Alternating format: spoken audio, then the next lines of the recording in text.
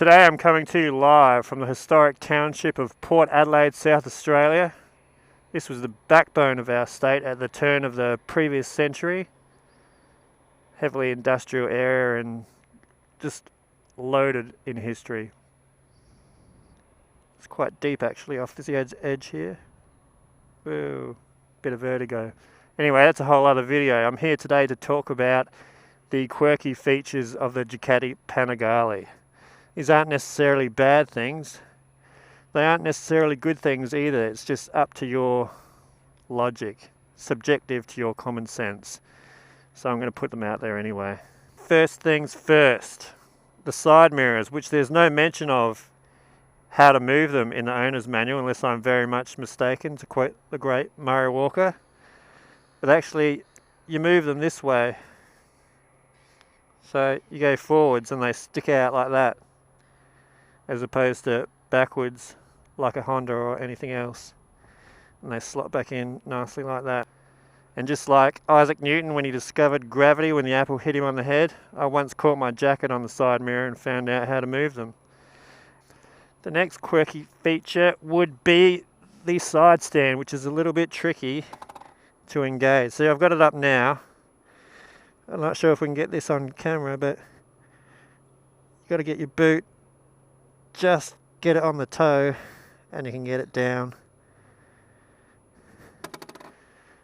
But I wouldn't call that a bad feature either, because if we step back, take a look at it, it's designed perfectly for this machine. It just fits it perfectly. It's so on point fashion wise.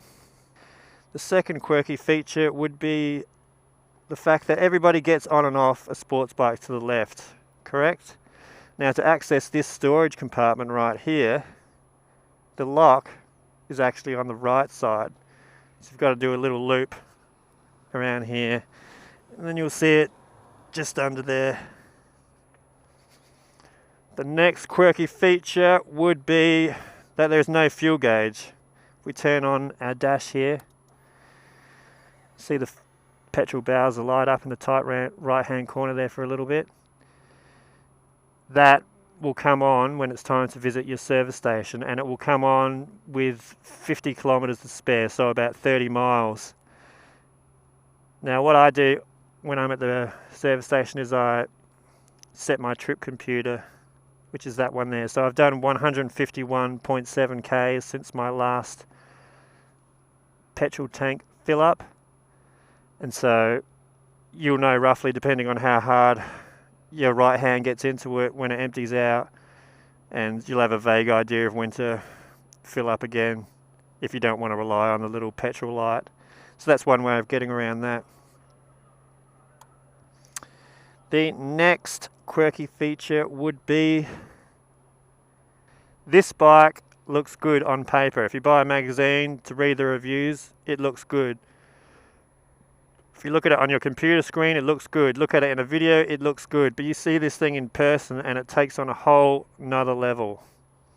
It's one of those machines that looks miles better in person than it does in any other media form, which is actually very dangerous. If you were to go to your showroom, see it on the floor, and you're an impulse buyer, very dangerous. I only get like one headache a year, and that's if it's a bad year, and I got a headache in the week leading up to buying this machine.